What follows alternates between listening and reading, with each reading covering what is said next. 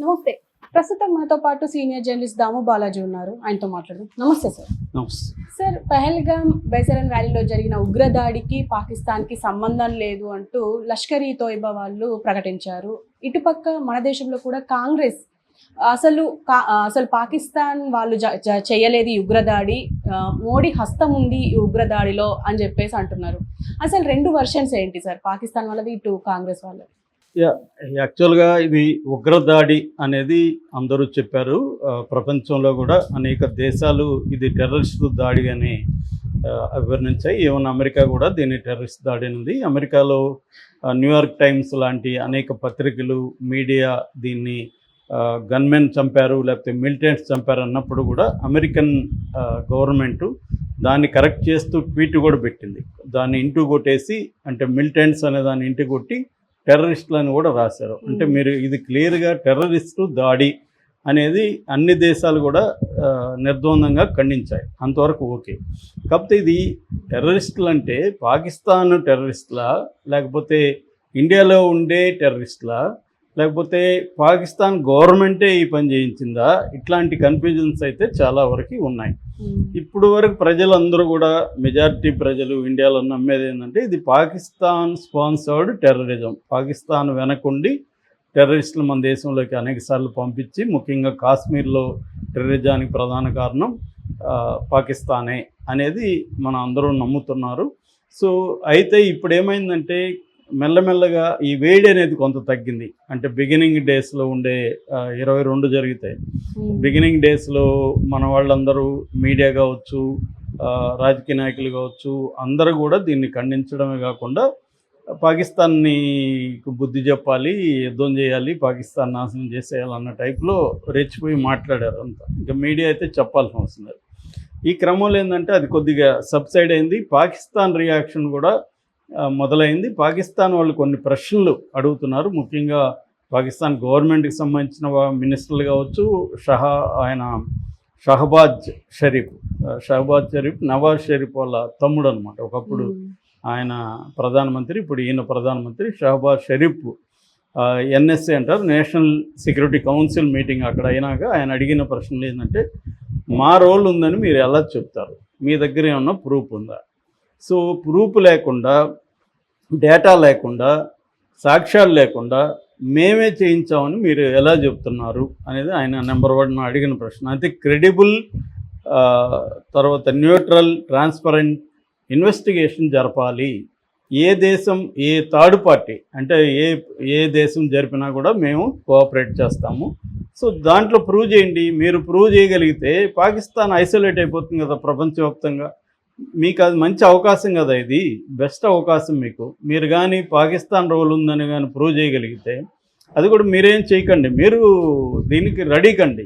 ఏది వేరే దేశాలు ఎవరైనా అమెరికా కావచ్చు, ఇంకేనీ దేశం వచ్చి విచారించమని చెప్పండి, థర్డ్ పార్టీ ఇన్వెస్టిగేట్ చేయమని చెప్పండి. ఆ ఇన్వెస్టిగేషన్లో పాకిస్తాన్ రోలు, ఈ సంఘటనలో పహల్గామ్ అటాక్ సంఘటనలో పాకిస్తాన్ రోలు ఉన్నట్టుగా ప్రూవ్ అయితే మేము ఏ శిక్షకైనా మేము రెడీగా ఉన్నాం. మీకు ఇంకా బెస్ట్ కదా మమ్మల్ని బదనాం చేయడానికి. ప్రపంచవ్యాప్తంగా మేము ఐసోలేట్ అయిపోతాం కదా, అది ఎందుకు మీరు చేయట్లేదు? ఇన్వెస్టిగేషన్ చేయకుండానే మీరు ఎలా ఆరోపిస్తున్నారు అనేది వాళ్ళు అడుగుతున్న.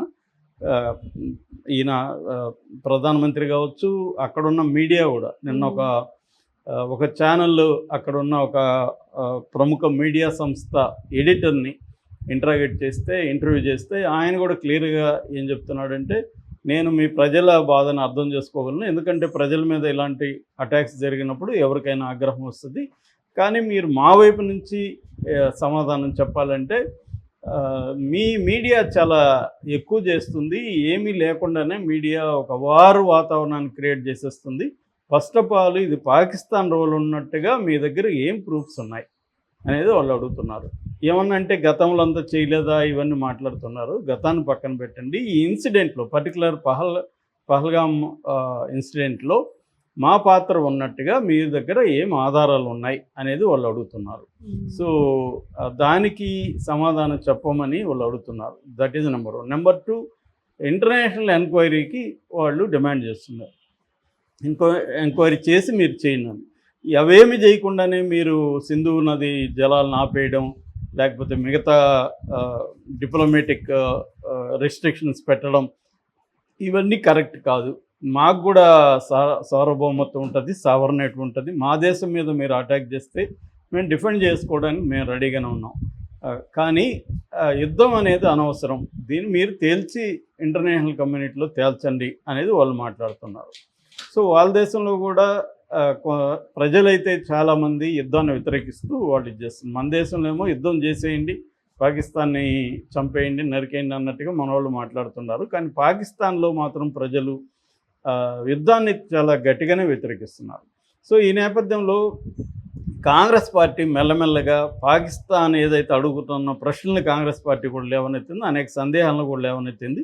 ముఖ్యంగా కాంగ్రెస్ పార్టీలో సిద్ధరామయ్య, తర్వాత సైఫుద్దీన్ సోజని ఒక మాజీ మంత్రి నిన్న మాట్లాడాడు. ఆయన కొన్ని ప్రశ్నలు వేస్తున్నాడు. అదేంటంటే ఇట్లా టెర్రరిస్టులు ఎవరైనా వచ్చినప్పుడు విచ్చలవిడిగా కాల్చేసి వెళ్ళిపోతారు తప్ప వాళ్ళు కూల్గా ఒక్కొక్కరిని మతం అడుక్కుంటా, నీ మతం ఏంది అడుక్కుంటా చంపుతారా అనేది నెంబర్ 1. నెంబర్ 2, మహిళల్ని వాళ్ళు ఎందుకు వదిలిపెడతారు? టెర్రరిస్టులు అంటేనే విచక్షణారహితంగా చంపుతారు. వాళ్ళకి మహిళల, మగవాళ్ళ, లేకపోతే హిందువునా ముస్లిమా చూడరు. ఇప్పుడు అనేక బాంబులు పెట్టారు, ఇక్కడ కూడా మనకు బాంబులు పెట్టారు. ఆ బాంబుల్లో ముస్లింలు కూడా చనిపోయారు కదా. సో వాళ్ళకి తెలుసు కదా ఇక్కడ ముస్లింలు కూడా చనిపోతారని. సో ముస్లింలు చనిపోకూడదు, హిందువులే చనిపోవాలని ఎక్కడన్నా గుళ్ళల్లో పెట్టారా? వాళ్ళు లేదు కదా. సో బయట మార్కెట్లలో పెట్టారు. అంటే టెర్రరిస్టులకి మతం అనేది ఉండదు. వాళ్ళ ఉద్దేశం ఈ దేశంలో అల్లకల్లోలను సృష్టించాలి, ఇంటర్నల్ స్ట్రైఫ్ క్రియేట్ చేయాలి అనేది తప్ప ఇలా అడిగి చంపుతారా, క్లీన్గా ఒక్కొక్కరిని చంపుకుంటూ వెళ్తారా? వచ్చి వాళ్ళు 100 మందిని చంపే అవకాశం ఉంది అక్కడ.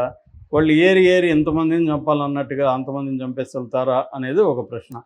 అట్లాగే టీఆర్ఎఫ్ ఈ సంఘటనకి మేమే బాధ్యత వహిస్తున్నామని టీఆర్ఎఫ్ అనే ఒక సంస్థ ప్రకటించింది. టీఆర్ఎఫ్ అంటే ద రెసిస్టెన్స్ ఫ్రంట్.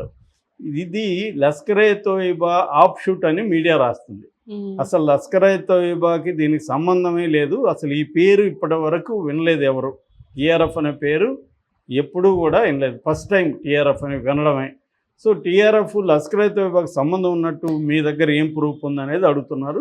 రీసెంట్గా లష్కరే తోయిబా కూడా దీన్ని ఖండించింది. మాకు టీఆర్ఎఫ్ సంబంధం లేదు, వాళ్ళు ఎవరో కూడా మాకు తెలియదు, మేము ఈ పని మేము చేయలేదు.